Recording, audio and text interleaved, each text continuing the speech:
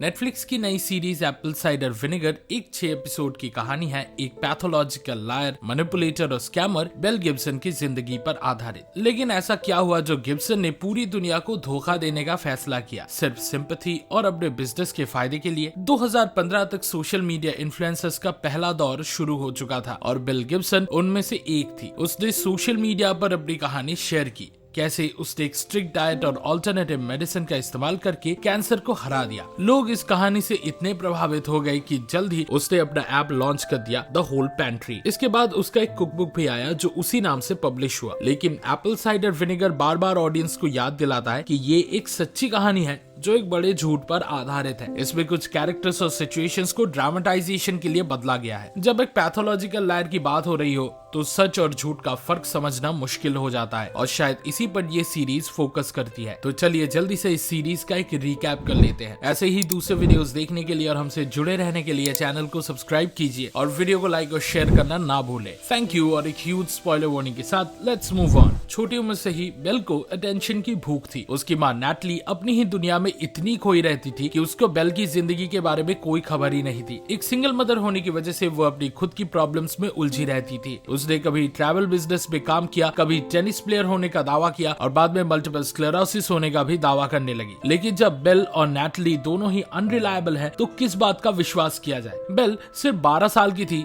जब वो घर से भाग गई थी। उसने काफी टाइम तक अपने वर्क मेंटर के साथ गुजारा, लेकिन सीरीज इस हिस्से को ज्यादा एक्सप्लोर नहीं करती। वो अपनी माँ के प्यार के लिए इतनी डेस्परेट हो चुकी थी कि उसने हार्ट कंडीशंस होने का झूठा नाटक किया जो उसके हिसाब से सर्जरी के बिना ठीक नहीं हो सकती थी। लेकिन नैटली को कोई फर्क ही नहीं पड़ा। उसके लिए ये एक और नया झूठ था। तभी बेल ने अपना घर हमेशा के लिए छोड़ दिया। ये सब बताता है कि बेल ने अपनी 20s में आकर कैंसर होने की झूठी कहानी क्यों बनाई। जब वो प्रेग्नेंट थी उसके पति उस पर ध्यान नहीं देता था। उसका जॉब उसको अनसेटिस्फाइंग लगता था और उसके पास कोई दोस्त भी नहीं थे। उसने बेबी शावर प्लान किया था लेकिन कोई भी उस दिन वहां नहीं आया। उस दिन उसके सर में इतना तेज दर्द हुआ कि वो हॉस्पिटल पहुंच गई। वहां MRI स्कैन करवाया लेकिन रिपोर्ट्स में सब नॉर्मल निकला, कोई भी दिक्कत नहीं थी। लेकिन शायद एक खाली जिंदगी का दुख इतना गहरा था कि उसने अपनी कहानी ही बदल दी। घर लौटने के बाद बेल ने अपने दोस्तों को टेक्स्ट किया, अपनी डिसअपॉइंटमेंट एक्सप्रेस की क्योंकि वो लोग उसके बेबी शावर में नहीं आए। उसने कैजुअली मेंशन कर दिया कि वो हॉस्पिटल भी गई थी। जब उसके दोस्तों ने पूछा कि क्यों, तो बिना किसी हेजिटेशन के उसने झूठ बोल दिया कि उसको मैलिग्नेंट ब्रेन कैंसर है और डॉक्टर ने कहा है कि उसके पास सिर्फ 6 हफ्ते बचे हैं, ज्यादा से ज्यादा 4 महीने। लेकिन बेल ने ये भी ऐड किया कि वो फाइट करेगी और डॉक्टर्स को गलत साबित करके ही रहेगी। जल्दी ग्रुप चैट में सपोर्टिव मैसेजेस आने लगे, सब उसको प्यार दिखाने लगे और बेल को एकदम से अच्छा फील होने लगा। उसके एक दोस्त ने मिला ब्लीक का जिक्र किया, एक कैंसर सर्वाइवर और ब्लॉगर जो अपनी कहानी शेयर करके लोगों को अल्टरनेटिव मेडिसिन अडॉप्ट करने के लिए इंस्पायर करती थी। बेल एकदम से इंस्पायर हो गई। उसने सोचा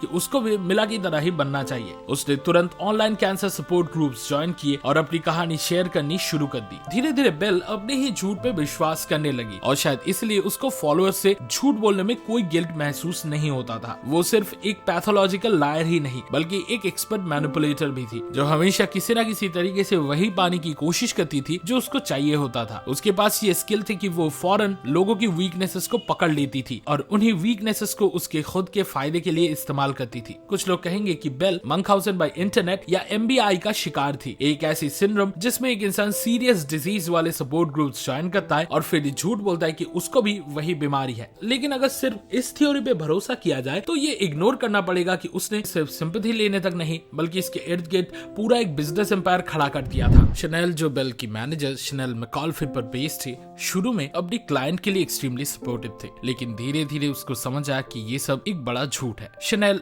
मिला एक कैंसर पेशेंट और ऑल्टरनेट मेडिसिन को सपोर्ट करने वाली औरत की बचपन की बेस्ट फ्रेंड और उसकी मैनेजर भी थी। बेल ने समझ लिया था कि अगर उसको ज्यादा ऑडियंस तक पहुंचना है तो उसको शनेल की मदद चाहिए। शनेल पहले ही वेलनेस इंडस्ट्री में एक्सपीरियंस थी। वैसे तो उसको मिला के ऑर्गेनिक जूस बेचने का आइडिया पसंद नहीं आया था, लेकिन उसने सोचा कि शायद वो बेल के इस बिजनेस में हेल्प कर सकती है। Chanel the whole pantry app को लेकर सच में एक्साइटेड थी, जो रेसिपीज और वेलनेस टिप्स प्रोवाइड करता था। और क्योंकि बेल की कहानी कैंसर पेशेंट्स को अट्रैक्ट करती थी तो उसके फॉलोअर्स जल्द ही अंधाधुन उस पर विश्वास करने लगे। लेकिन बेल सिर्फ ऐप और बुक लॉन्च पे नहीं रुकी। उसने चैरिटी फंडरेजर अनाउंस करना शुरू कर दिया, जिसमें उसने बोला कि वो बहुत से नॉन प्रॉफिट्स के लिए डोनेशन ड्राइव्स ऑर्गेनाइज करेगी। सबसे शॉकिंग बात तब हुई जब उसने अनाउंस किया कि एक छोटे बच्चे हंटर जिसे ब्रेन कैंसर है, उसकी सर्जरी की पूरी फंडिंग बेल खुद के जेब से देगी। लेकिन सच ये था कि बेल को सिर्फ कांस्टेंट अटेंशन और एप्रिसिएशन चाहिए था। उसको पता था कि जैसे ही वो चैरिटी ड्राइव्स के बारे में पोस्ट करेगी, लोग उसकी तारीफ करने लगेंगे, और बस वही उसका असली गेम था।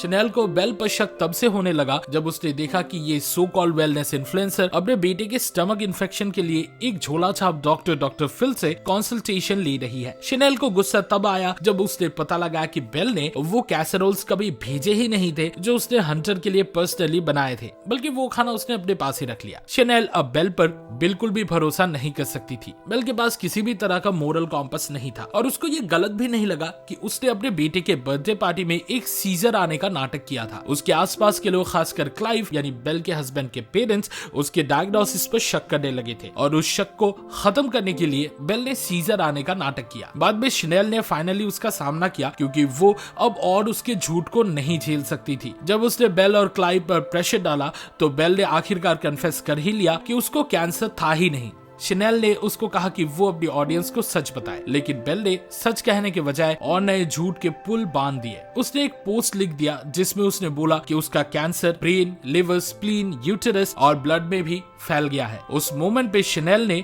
2 इन्वेस्टिगेटिव जर्नलिस्ट से संपर्क किया और द एज के रिपोर्टर्स को बताया कि बेल लोगों को बेवकूफ बना रही थी। पेंगुइन बुक्स की जूलिया को तुरंत पता चल गया था कि बेल झूठ बोल रही थी जब उसने उससे कुछ ट्रिक क्वेश्चंस पूछे थे, लेकिन फिर भी जूलिया ने उसका बुक पब्लिश कर दिया क्योंकि उसको लगा कि बेल की कहानी बेचने लायक है। लेकिन उसके बाद बेल ने सोशल मीडिया पर अनाउंस कर दिया कि उसका कैंसर रिलैप्स हो गया है। बेल चाहती थी कि उसका नाम उस किताब से हटा दिया जाए, लेकिन जूलिया ने मना कर दिया। उसका मानना था कि बेल का नाम और स्टोरी ही बुक की सेलिंग पॉइंट थी, और अगर वो ट्रांसफॉर्मेशन और होप वाले एंगल पर फोकस करे तो इस किताब की डिमांड बनी रहेगी। शनेल ने धमकी दी थी कि वो बेल का सच एक्सपोज करके रहेगी, लेकिन बेल को ये नहीं पता था कि कुछ जर्नलिस्ट पहले ही उसकी कहानी इन्वेस्टिगेट कर रहे थे। जस्टिन के लिए ये सिर्फ एक कहानी नहीं थी, बल्कि ये एक पर्सनल मिशन था। उसकी वाइफ लूसी को ब्रेस्ट कैंसर था, और वो उन इन्फ्लुएंसर्स की बात मान रही थी जो ऑल्टरनेटिव मेडिकल प्रैक्टिसेस को प्रमोट करते थे। जस्टिन ने उसको वार्न किया था कि ये सब एक स्कैम है, लेकिन लूसी चाहती थी कि कीमो के अलावा भी कोई ऑल्टरनेट ट्रीटमेंट हो। जस्टिन ने शुरू में सिर्फ बेल के कैंसर वाले झूठ को एक्सपोज करने पर ध्यान दिया, लेकिन ये एक्यूजेशन बहुत ही सेंसिटिव था। बिना प्रूफ के स्टोरी पब्लिश करना आसान नहीं था। उसके एक कॉलीग ने सजेस्ट किया कि कहानी को एक अलग एंगल से देखा जाए। जस्टिन ने इन्वेस्टिगेट करना शुरू किया और उसने पता लगाया कि बेल ने हंटर के सर्जरी के लिए एक पैसा भी नहीं दिया था। उसने ये भी पता लगाया कि द होल पैंट्री एक रजिस्टर्ड फंडरेजर भी नहीं था, और इस वजह से उस पर क्रिमिनल चार्जेस लग सकते थे। बेल मिला के दुखद मौत के बाद उसके फ्यूनरल अटेंड करने जा रही थी जब उसको एक ईमेल आई। उसमें सवालों की एक लिस्ट थी जिनका जवाब वो आर्टिकल पब्लिश होने से पहले दे सकती थी, लेकिन बेल के पास कोई एक्सप्लेनेशन ही नहीं थी, और उसने एक ऐसा ईमेल लिख दिया जो किसी भी सवाल का जवाब प्रॉपर्ली नहीं देता था। बेल को पता था कि ये उसकी करियर का अंत होगा, और इसलिए उसने बार बार क्लाइव से मदद मांगी। क्लाइव हमेशा उसका साथ दे रहा था, चाहे कुछ भी हो। हालांकि ऐसे दिन भी थे जब क्लाइव उससे नफरत करता था और उसे छोड़ना चाहता था, लेकिन क्लाइव अपने सौतेले बेटे की परवाह करता था, और बेल उसकी दुनिया बन चुकी थी। वो उसके बिना अपनी लाइफ इमेजिन नहीं कर सकता था। क्लाइव ने रिलेशनशिप से दूर जाने का फैसला किया, लेकिन आखिरकार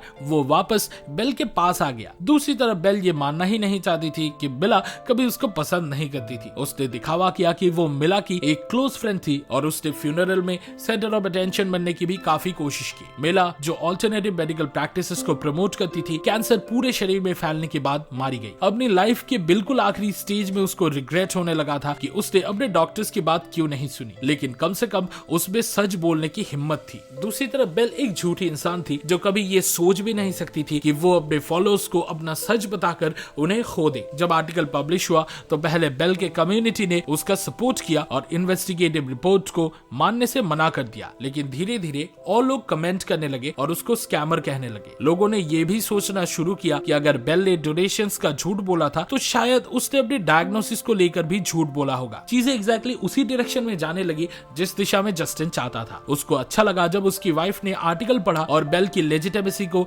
अपने कमेंट के जरिए क्वेश्चन किया। बेल पूरी तरह टूट चुकी थी। उसको लगा कि सब खत्म हो गया है, लेकिन वो चौंक गई जब उसने देखा कि क्लाइव अभी भी उसके घर पे उसका इंतजार कर रहा था। बेल को ये यकीन हो गया था कि क्लाइव उससे प्यार नहीं करता, इसलिए जब आर्टिकल पब्लिश होने के बाद भी उसने क्लाइव को अपना इंतजार करते देखा तो वो शॉक हो गई। जब उसने क्लाइव से आमने सामने बात की तो क्लाइव ने उसको बताया कि अगर उसके दिल में फीलिंग्स नहीं होती तो वो यहाँ होता ही नहीं। क्लाइव सच जानता था, लेकिन फिर भी उसने बेल का साथ दिया। बेल को ये भी समझ आया कि उसके बेटे ने भी उसके झूठे तरीके अपना लिए थे अपने लव्ड वंस की अटेंशन पाने के लिए। उसने झूठ बोला कि उसका हाथ टूट गया है सिर्फ इसलिए क्योंकि उसको अपनी माँ का प्यार चाहिए था। बेल ने उसका बैंडेज हटा दिया और प्रॉमिस किया कि वो हमेशा उससे प्यार करेगी। एप्पल साइडर विनेगर के एंडिंग में बेल ने डिसाइड किया कि वो यूनाइटेड स्टेट्स शिफ्ट करेगी एक नए बिजनेस की शुरुआत करने के लिए। उसको पैसे की सख्त जरूरत थी और इस वजह से उसने एक इंटरव्यू एक्सेप्ट किया जिसमें उसने ऑन एयर एक्सेप्ट कर लिया कि उसको कभी कैंसर था ही नहीं। उसने स्ट्रेटेजिकली ऐसे जवाब दिए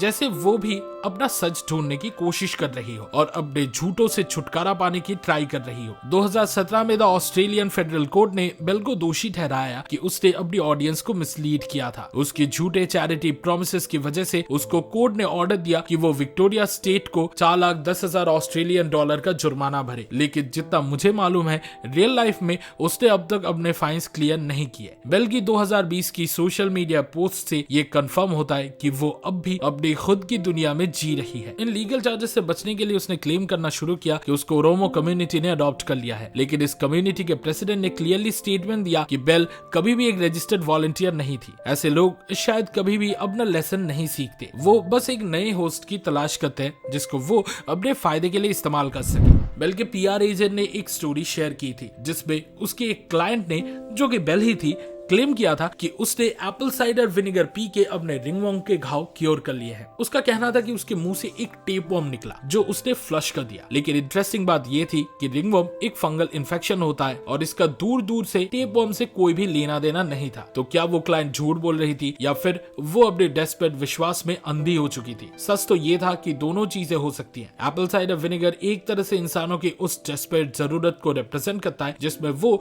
एक आसान सोल्यूशन ढूंढने की कोशिश करते हैं, कुछ ऐसा जिसे बस पीने से उनको अपनी बीमारियों से छुटकारा मिल जाए। ये चीज सच्चाई एक्सेप्ट करने से ज्यादा आसान था और जो भी वल्नरेबल सिचुएशन में होता वो फिर से उम्मीद महसूस करने के लिए किसी भी हद तक जा सकता था। यही इकलौती वजह थी कि इतने सारे लोग बिना सोचे समझे बेल पर विश्वास करने लगे। वो थक चुके थे स्ट्रिक्ट मेडिकल ट्रीटमेंट से और जब उन्होंने देखा कि एक लड़की सिर्फ डाइट फॉलो करके ठीक हो रही है तो ये उन्हें एक चमत्कारी सोल्यूशन लगने लगा। अगर किसी ने रेड फ्लैग्स देखे भी होंगे तो भी उन्होंने इग्नोर कर दिया होगा क्योंकि उसका मतलब होता उम्मीद खो देना और उसके लिए उनकी जिंदगी में कोई भी जगह नहीं थी। वेलनेस इंडस्ट्री वल्नरेबल लोगों के भरोसे चलती है जो किसी ऑल्टरनेटिव की तलाश में होते हैं। एप्पल साइडर विनेगर सीरीज का मकसद शायद ये भी हो सकता है कि वो अपने ऑडियंस के बीच एक अवेयरनेस फैलाना चाहते हैं कि आसान दिखने वाला रास्ता हमेशा सही नहीं होता। इस वीडियो को देखने के लिए शुक्रिया। एप्पल साइडर विनेगर देखने का आपकी एक्सपीरियंस के बारे में कमेंट सेक्शन में जरूर शेयर करें। सिनेमा सीरीज के वीकली डोज के लिए लाइक बटन दबाएं और हमारे चैनल को सब्सक्राइब करें। अगले वीडियो में मिलते हैं और फिलहाल के लिए signing off. Goodbye and I will be back.